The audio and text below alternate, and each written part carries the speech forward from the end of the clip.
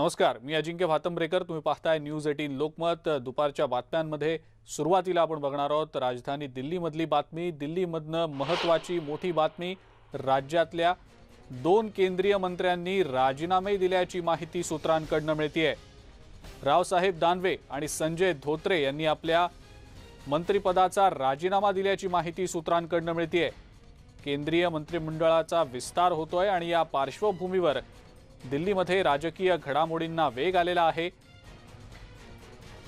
पंतप्रधानांच्या निवासस्थानावरील संभाव्य मंत्र्यांची बैठक देखील संपलेली आहे. तर दुसरीकडे काही केंद्रीय मंत्र्यांनी राजीनामा दिलेला आहे.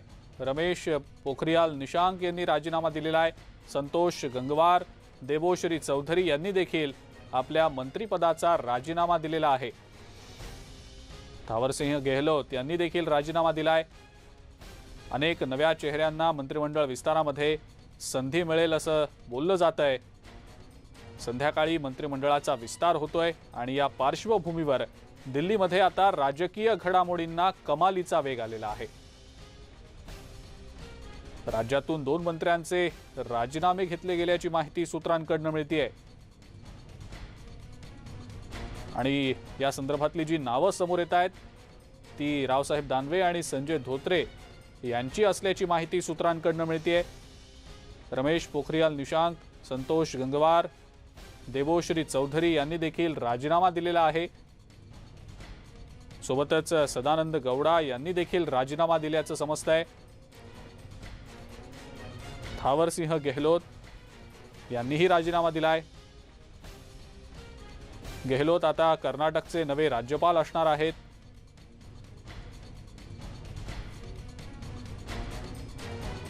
याचबद्दलची अधिक माहिती आपण जाणून घेणार आहोत. प्रशांत लीला रामदास आपले प्रतिनिधी आपल्या सोबत आहेत सध्या फोन लाईनवरनं.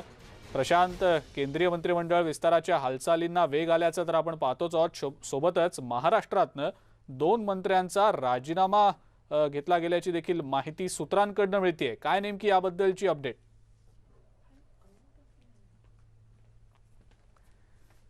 प्रशांत यांच्याशी आपला संपर्क तुटलाय. आपण पुन्हा एकदा त्यांच्याशी संपर्क करण्याचा प्रयत्न करूया. पण रावसाहेब दानवे आणि संजय धोत्रे यांनी राजीनामा दिल्याची माहिती सूत्रांकडून मिळतेय. महाराष्ट्रातनं हे 2 मंत्री आता यापुढे केंद्रीय मंत्रिमंडळात नसतील असं समजतंय. ही सूत्रांकडून मिळालेली माहिती आहे. याबद्दलची अजूनही खात्री होऊ शकलेली नाही. मात्र संध्याकाळी जो केंद्रीय मंत्रिमंडळाचा विस्तार होतोय या मंत्रिमंडळ विस्तारामध्ये महाराष्ट्रातनं नेमकी आता कोणाची नावं समाविष्ट केली जातात हे पाहणं महत्त्वाचं ठरणार आहे. याच सगळ्याबद्दलची अधिक माहिती आपण जाणून घेणार आहोत. प्रणाली कापसे आपल्या प्रतिनिधी आपल्या सोबत आहेत सध्या. प्रणाली, एकीकडे केंद्रीय मंत्रिमंडळ विस्ताराच्या हालचालींना दिल्लीमध्ये वेग आलाय, तर दुसरीकडे आपण पाहतो आहोत महाराष्ट्रातनं 2 मंत्र्यांना राजीनामा द्यावा लागल्याचं देखील समोर येताना दिसतंय आणि ही नावं रावसाहेब दानवे आणि संजय धोत्रे यांची असल्याचं समोर येत आहे. सूत्रांकडून ही माहिती मिळते. प्रणाली, काय नेमकं यामागचं तथ्य, काय अपडेट या सगळ्याबद्दलची? अजिंक्य, अशा चर्चा तर चाललेल्याच होत्या की रावसाहेब दानवे आणि धोत्रे यांना कदाचित राजीनामा द्यावा लागू शकतो. मध्ये चर्चा अशा सुद्धा चाललेल्या होत्या की दानवे यांना पुन्हा एकदा महाराष्ट्रात काही नवीन घडामोडी घडतील आणि त्याच्यासाठी म्हणून आणलं जाणार आहे, अशा चर्चा चाललेल्या होत्या. परंतु आता जी सूत्रांकडून माहिती मिळते त्यानुसार या दोघांचेही राजीनामे घेण्यात आलेले आहेत. मुळात जर आपण बघितलं तर एकूणच जर केंद्रीय मंत्रिमंडळ जर आता आपण बघितलं तर भाजपचे जे सहयोगी पक्ष आहेत त्यापैकी केवळ एकमेव मंत्री जे आहेत त्या तर रामदास आठवले राहिलेले आहेत. इतर कुठलेही मंत्री जे आहेत ते सहयोगी पक्षाचे नाही आहेत आणि त्यांना आपल्या मंत्रिमंडळामध्ये सामावून घेतलं पाहिजे. त्यांचा आपल्या मंत्रिमंडळामध्ये असल्याचा जी इमेज आहे ती निर्माण झाली पाहिजे. याच्यासाठी म्हणून त्या सगळ्या सहयोगी पक्षांना सुद्धा सोबत घेतलं जाणार आहे आणि म्हणूनच भाजपमध्ये नव्याने आलेले नारायण राणे जे आहेत त्यांना सुद्धा संधी दिली जाते. भाजपची अशी एक ओळख होती की ते नव्याने पक्षामध्ये आलेल्या लोकांना मंत्रिमंडळ सहजासहजी देत नाहीत. परंतु महाराष्ट्रातनं नारायण राणे यांचं नाव आहे, कपिल पाटील यांचं सुद्धा नाव जे आहे ते घेतलं जात आहे आणि त्याच्यामुळं हे दोन्ही महाराष्ट्रातले असे चेहरे असणार आहे जे प्रत्यक्ष भाजपचे नाही तर सहयोगी म्हणून आहेत. त्यामुळे त्याच्यावर नक्कीच महाराष्ट्रातले जे भाजपचे सगळे पदाधिकारी आहेत त्यांच्या भुवया उंचवलेल्या आहेत. पण हे करत असताना हा विचार केला गेलेला आहे. आपण जर एकूण बघितली तर भाजपचे उत्तर प्रदेशाच्या जे येत्या निवडणूक आहेत त्यांना डोळ्यासमोर ठेवून ओबीसी लोकांना सुद्धा प्राधान्य या मंत्रिमंडळ विस्तारामध्ये देण्यात आलेलं आहे आणि म्हणूनच हा मंत्रिमंडळ विस्तार हा आतापर्यंत झालेल्या मंत्रिमंडळ विस्तारापैकी जरासा वेगळा असणारे पुन्हा एकदा नवीन चेहऱ्यांना मोठ्या प्रमाणावर संधी देण्यात आलेली आहे. पक्षात जे लोक बाहेरून आलेले आहेत त्यांना सुद्धा मंत्रिमंडळामध्ये थेट स्थान दिलं जात आहे आणि हे या आजच्या मंत्रिमंडळ विस्ताराचं एक महत्त्वाचं वैशिष्ट्य आपल्याला म्हणावं लागेल. प्रणाली, आणि एकीकडे आपण जर बघितलं तर काही नवे चेहरे देखील या मंत्रिमंडळामध्ये दिसू शकतील असं सातत्यानं बोललं गेलेलं होतं. त्या दृष्टीनं घडामोडी देखील सुरू आहेत.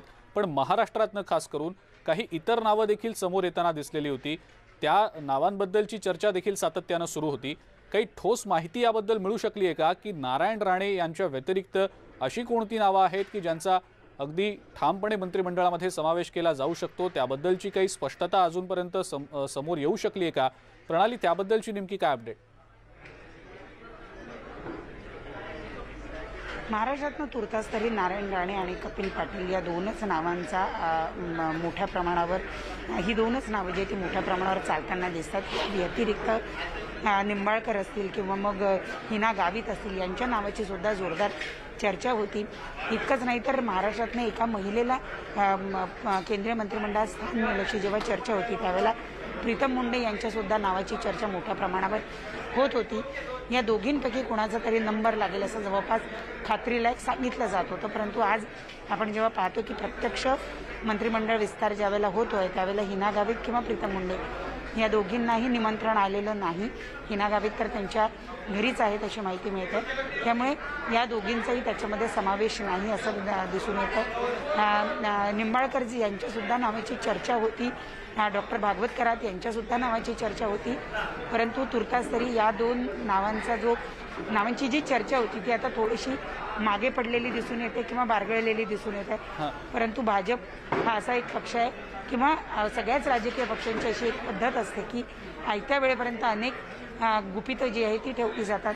त्याच्यापैकी एखादं नाव पुन्हा एखाद्या वेळेला ॲड होऊ शकतं आणि ते आता आपल्याला बघावं लागेल. तुर्तास आपण पाहतोय की नारायण राणे यांचं नाव जवळपास निश्चित झालेलं आहे. ते दिल्लीत कालच पोहोचले सुद्धा आहे आणि कालपासून सगळ्या ज्या राजकीय घडामोडी होत आहेत त्या याच दृष्टीनं दिसून येत आहेत की त्यांचं नाव हे निश्चित झालेलं आहे.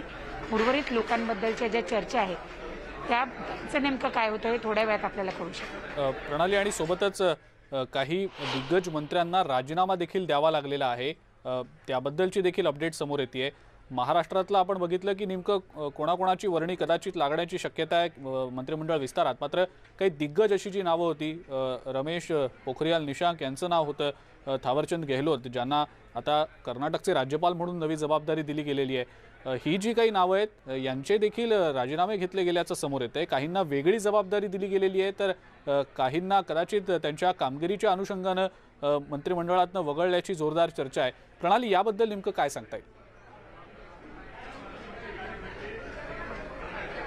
अजिंक्य, आपण जर बघितलं तर भाजप हा पक्ष असा आहे जो पक्षामध्ये तुमच्या संपूर्ण कामकाजाचा दरवर्षी एक आढावा घेतला जातो. तुमच्या कामापासून जर वरिष्ठ हे समाधानी नसतील किंवा तुमचं काम हे दिसून येत नसेल तर तुम्हाला अशा पद्धतीने तुमची गच्छंतीसुद्धा केली जाऊ शकते किंवा तुम्ही जर त्या कामामध्ये पारंगत नाही आणि तुमचे दुसरे कुठले गुण त्यांना लक्षात आले तर मग ते तुम्हाला एखादी नवीन जबाबदारी किंवा नवीन संधी देऊ शकतात आणि त्याचाच परिणाम हा म्हणावा लागेल की आपण जर बघितलं तर असे काही मंत्री होते ज्या मंत्र्यांकडे एकापेक्षा जास्त खाती आहेत. प्रणाली, मी थांबवतो आपल्याला काही क्षणांसाठी. पुन्हा एकदा मी येतो आपल्याकडे. आपण याच संदर्भात आता अधिक विश्लेषण करणार आहोत. आपल्यासोबत ज्येष्ठ राजकीय विश्लेषक व्यंकटेश केसरी सर देखील आहेत फोन लाईनवरनं. त्यांच्याकडनं या संदर्भातली आपण अधिक विश्लेषणात्मक बाब जाणून घेऊया. केसरी सर, आपलं स्वागत न्यूज 18 लोकमतमध्ये. घडामोडी तर घडतायत नवी दिल्लीमध्ये आणि अनेक नव्या चेहऱ्यांना संधी देखील मिळण्याची शक्यता व्यक्त होतीये. महाराष्ट्रातनं खास करून नारायण राणे आणि कपिल पाटील यांचं नाव घेतलं जात आहे ज्यांचा कदाचित मंत्रिमंडळामध्ये समावेश केला जाऊ शकतो. संध्याकाळी आपल्याला नेमकं कळेलच. पण काही मंत्र्यांना वगळलं देखील जाण्याची शक्यता आहे आणि सूत्रांकडनं जी माहिती मिळते त्यानुसार रावसाहेब दानवे आणि संजय धोत्रेंचं नाव त्यातनं समोर येताना दिसतंय. आपल्याला सर नेमकं याबद्दलचं काय वाटतं? कामगिरीच्या आधारावर कदाचित हा निर्णय घेतला गेला जाऊ शकेल असं वाटतं का? असं आहे की कामगिरी एक तर पहिली गोष्ट अशी की करोना महामारीच्या काळातला हा सर्वात मोठा कॅबिनेट रिशफल म्हणा किंवा एक्सपान्शन की ही त्यांनी नरेंद्र मोदींनी हाती घेतलेली त्यांच्या मंत्रिमंडळाची हा. एक्झरसाईज हाती घेतलेली. हा. महाराष्ट्रापुरता विचार केला तर नारायण राणे यांना त्यांनी बराच काळ ताटकळत ठेवलं होतं. हं. पण आता त्यांना कॅबिनेटमध्ये घेणे आणि चांगलं खातं देणे याचा अर्थ असा की नारायण राणेवरती राजकीय जबाबदारी असेल ती शिवसेनेला रोका, हं. कोकणामध्ये रोखायचं, मुंबईत रोखायचं. हं. म्हणजे ज्या चर्चा होत्या की शिवसेना आणि भाजप एकत्र होऊ शकतील, हं. हा मेसेज शिवसेनेला की आता आम्ही स्पेअर करू शकत नाही म्हणून सध्या तरी. बर.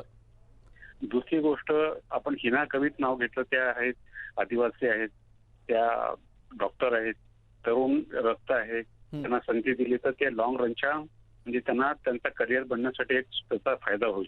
हा. एक तर ते नाशिक त्या नंदुरबारचे आहेत, हा. डॉक्टर भागवत कराड हे ओबीसी समाजाचे आहेत. तर तो मेसेज आहे. उच्च शिक्षित आहेत, औरंगाबादचे महापौर होते, औरंगाबाद महानगरपालिकेचे, हा. आणि क्वालिफाईड मनुष्य आहेत, तर तो एक भाग आहे. परंतु जोपर्यंत परफॉर्मन्सची गोष्ट आपण करतो, हा. मोदीच्या मंत्रिमंडळामध्ये परफॉर्मन्स तर काय की पीएमओ सर्व सरकार चालवतं असं एक समज आहे. हा. हा. कारण मंत्र्यांच्या परफॉर्मन्सला तशा मर्यादा आहेत. जे काम पीएमओ सांगतं त्याप्रमाणे यांना करावं लागतं. हं. नंबर एक. हं. दुसरी गोष्ट अशी की येत्या 2.5 वर्षामध्ये भरपूर निवडणुका आहेत, म्हणजे हं. त्यांच्यावरती राजकीय जबाबदारी आली. बरोबर. मंत्रिमंडळाचा परफॉर्मन्स हा एक भाग झाला, पॉलिटिकल मॅनेजमेंट हा दुसरा भाग झालेला आहे. हं. त्यामुळे त्यांनी नवीन लोकांना घेतलेलं आहे. आता त्याच्यामध्ये त्यांचे 2 असतील, तसं राज्यमंत्र्यांना फार स्कोप नसतो, कारण कॅबिनेट मंत्री त्यांना किती स्वातंत्र्य देतो याच्यावरती सर्व काही अवलंबून असतं. हा. परंतु मोदींनी जर ठरवलं की कॅबिनेट म्हणजे राज्यमंत्र्यांकडनं सुद्धा काम करून घ्यायचं, हा. तर मग हा पंतप्रधानाचा विशेष अधिकार आहे. तिथे कॅबिनेट मंत्री फारसं त्याला आडकाठी करू शकत नाही.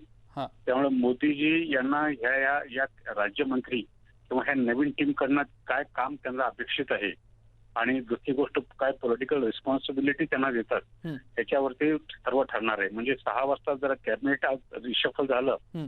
तर खरं ह्या कॅबिनेटचं स्वरूप हे खाते वाटपात कळेल. ते तास दीड तास कधी जाऊस करतील, हा. खाते वाटपामध्ये कोणाला काय मिळणार आहे हे कळू शकतं. केसरी सर, पण ज्या पद्धतीनं हा मंत्रिमंडळाचा विस्तार होतोय किंवा आपण जसं म्हणूया रिशफल होत आहे, कोणकोणते मुद्दे लक्षात घेतले गेले होते पंतप्रधान मोदींकडून, गृहमंत्री अमित शहांकडून, की ज्या अनुषंगानं भविष्यातल्या अनेक गोष्टींबद्दल किंवा अनेक घडामोडींबद्दलचे आडाखे लक्षात ठेवून हे निर्णय घेतले गेले आहेत का? जनरली ज्यावेळेस कॅबिनेट एक्सपान्शन, विस्तार किंवा पुनर्रचना मंत्रिमंडळाची केली जाते, त्यावेळेस त्या मंत्र्यांचा सभागृहातला परफॉर्मन्स, मतदारसंघातलं काम हे पाहिलं जातं. त्याच्याविषयी जर कुठले वाद असतील, कुठल्या गैरकारभारामध्ये त्याचा संबंध असेल, जो उघडकीस आला नसेल, ती गोष्ट लक्षात घेतली जाते. त्या व्यक्तीची राजकीय उपयुक्तता आणि सरकारमधली उपयुक्तता ही दोन्ही पाहिली जाते. आणि त्याच्यानंतर जी सोय असते, जर उदाहरणार्थ नारायण राणे आहेत, नारायण राणे शिवसेनेत होते, मुख्यमंत्री होते, नंतर विरोधी पक्ष नेते होते, नंतर काँग्रेसमध्ये गेले. काँग्रेसने त्यांना प्रॉमिस केलं होतं मुख्यमंत्री करतो म्हणून, अजूनही त्यांना मुख्यमंत्री व्हायचंय. त्याचा केंद्रीय मंत्रिमंडळात केले म्हणून त्यांना मुख्यमंत्री त्यांनी सोडला असं नाहीये. परंतु ते एक दमदार नेते आहेत, मजबूत नेते आहेत. तर ज्यावेळेस त्यांना त्यांनी काही जबाबदारी दिली असेल, तर एकूण असं दिसतं की महाराष्ट्रामध्ये त्यांना एक जबाबदारी दिली जाईल. मराठा समाजाचे आहेत, आरक्षणाच्या बाजूने आहेत. त्यामुळं नारायण राणेकडनं विशेष अपेक्षा नरेंद्र मोदीच्या असणार. परंतु स्थूल मानाने काय असतं की पॉलिटिकल मॅनेजमेंट ही पॉलिटिकल एक्झरसाईज असते आणि आता निवडणुका असल्यामुळं त्याच्यामध्ये मला वाटतं की मोदीजींचा जास्त फोकस जो असेल पंतप्रधानाचा त्याकडे असू शकतो. सरकारचं जे काम आहे ते प्रामुख्याने पंतप्रधान आणि त्यांचे जे 4 टॉप मिनिस्ट्री असतात, म्हणजे त्यामध्ये होम झाले, फायनान्स झाला, HRD झालं, डिफेन्स झालं, आता कॉमर्स झालं, हे 4-5 मंत्री.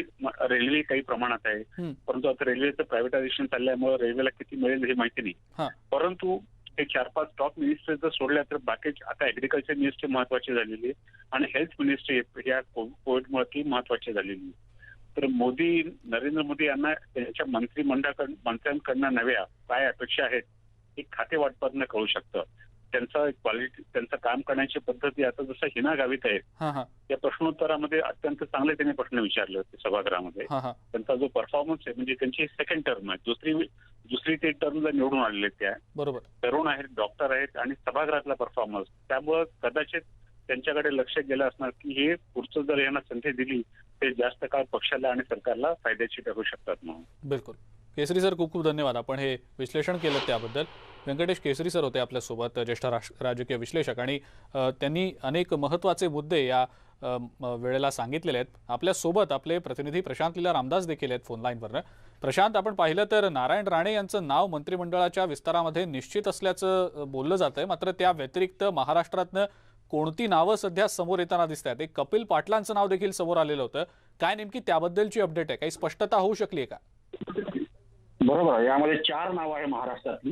एक तर भागवत कराड, डॉक्टर भागवत कराड जे औरंगाबादचे आहे, डॉक्टर भारती पवार ज्या दिंडोरीच्या आहे, त्यानंतर कपिल पाटील जे भिवंडी मतदारसंघातले आहे, आणि त्यानंतर नारायण राणे. असे 4 हे जे व्यक्ती आहेत, 4 लोकप्रतिनिधी आहेत, यांचा केंद्रीय मंत्रिमंडळात समावेश होईल. आज सायंकाळी 6 वाजता हे शपथ घेतील पद आणि गोपनीयतेची. महत्वाचं म्हणजे सोबतच जर बघितलं, याशिवाय नारायण राणे हे कॅबिनेट मंत्री असतील, तर कपिल पाटील यांना राज्यमंत्री देण्याची शक्यता व्यक्त केली जात आहे. सोबतच डॉक्टर भारती पवार यांना देखील राज्यमंत्री पदाची जबाबदारी देण्याची शक्यता व्यक्त केली जात आहे. आणि त्यानंतर डॉक्टर भागवत कराड यांना देखील राज्यमंत्री पदाची जबाबदारी देण्याची शक्यता आहे. सध्या जर बघितलं आपण तर केंद्रीय मंत्रिमंडळामध्ये पूर्वीचे 6 आणि हे 4 असे 10 मंत्री होतील. त्यामुळे 2 लोकांना काही गच्चू मिळण्याची शक्यता व्यक्त केली जात आहे. एक तर संजय धोत्रे यांनी आपल्या पदाचा राजीनामा दिल्याची माहिती पुढे आलेली आहे. त्यांच्या प्रकृती अस्वस्थतेच्या कारणामुळे गेल्या काही दिवसापासून ते आजारी होते, त्यामुळे त्यांनी या पदाची जबाबदारी स्वीकारण्यास स्पष्ट नकार दिला होता आणि त्यांनी म्हटलं होतं की मला यातून मुक्त करावं. त्या विनंतीचा आधार घेत संजय धोत्रे यांचा राजीनामा स्वीकारला गेल्याची माहिती पुढे आलेली आहे. सोबतच जर बघितलं तर याशिवाय ज्या पद्धतीने माहिती मिळते की रावसाहेब दानवे जे ग्राहक संरक्षण मंत्री आहेत सध्या, त्यांनी देखील आपल्या पदाचा राजीनामा दिल्याची माहिती पुढे आलेली आहे. रावसाहेब दानवे यांना होऊ शकतं राज्यामध्ये मोठी जबाबदारी देण्यात येईल आणि त्यांना मोठी जबाबदारी देऊन ज्या पद्धतीने राज्यामध्ये भारतीय जनता पक्षाला बांधणीची गरज आहे आणि ज्या पद्धतीने माहिती मिळते त्या बांधणीसाठी त्यांचा उपयोग केला जाईल. एक मराठा समाजाचा नेता, मराठा आरक्षणाच्या मुद्द्यावरून जी लढाई सध्या राज्यात सुरू आहे त्याला कुठेतरी भारतीय जनता पक्षाला नेतृत्व द्यावं आणि रावसाहेब दानवेच्या हातात ते नेतृत्व यावं अशा प्रकारची चर्चा आहे. त्यामुळे त्यांना राजीनामा देण्याची शक्यता व्यक्त केली जात आहे. पण सोबतच जर बघितलं साधारणतः 31 लोकांच्या हातावरती नावांची स्पष्टता झालेली आहे. नावं जे आहेत त्यामध्ये अनेक उत्तर प्रदेशची नावं आहे. अनुप्रिया पटेल ज्या आपल्या नेत्या आहेत त्या देखील आहे. याशिवाय किरण रिजिजू आहे, त्यानंतर रेड्डी आहे, यांचं इंडिपेंडेंट चार्ज काढून यांना कॅबिनेट मंत्रिपदाची चर्चा आहे. सोबतच प्रकाश जावडेकर यांच्याकडे इन्फॉर्मेशन अँड ब्रॉडकास्टिंग मिनिस्ट्रीची जबाबदारी आहे, ती जबाबदारी काढून त्यांना केंद्रीय शिक्षण खातं देण्याची चर्चा आहे. नितीन गडकरींच्या खात्यामध्येही वाढ होण्याची शक्यता व्यक्त केली जात आहे. बरोबर. म्हणजे प्रशांत, काही महत्वाचे बदल देखील केले जाऊ शकतात. फक्त नव्या चेहऱ्यांनाच संधी नाही, तर जे सध्या विद्यमान मंत्री आहेत त्यांना देखील कदाचित काही वेगळी जबाबदारी किंवा कुठलं तरी वेगळं मंत्रालय देखील दिलं जाऊ शकतं की काय, अशी देखील शक्यता सध्या आहे. प्रशांत, धन्यवाद आपण ही जी माहिती दिली त्याबद्दल. या सगळ्या महत्त्वाच्या घडामोडींकडे आपलं लक्ष असणारच आहे. एक ब्रेक आपण घेऊया. ब्रेक नंतर इतरही महत्त्वाच्या बातम्या आपण बघणार आहोत. बघत रहा न्यूज 18. नेटवर्क 18 आणि फेडरल बँकेचा उपक्रम संजीवनी गाडी ही भारतभरातल्या कोविडग्रस्त जिल्ह्यांमधून फिरतीये. आपणही लसीकरणाबाबतच्या आमच्या या संयुक्त मोहिमेला भरभरून पाठिंबा द्या. लसीकरणाचं महत्त्व अधोरेखित करूया. आणि आता बघूया संजीवनीची गाडी आज आहे कुठे.